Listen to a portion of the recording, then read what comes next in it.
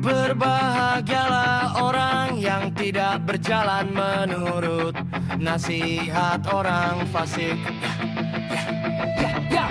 Yang tidak berdiri di jalan orang berdosa, dan yang tidak duduk dalam kumpulan pencemooh, tetapi yang kesukaannya ialah Taurat Tuhan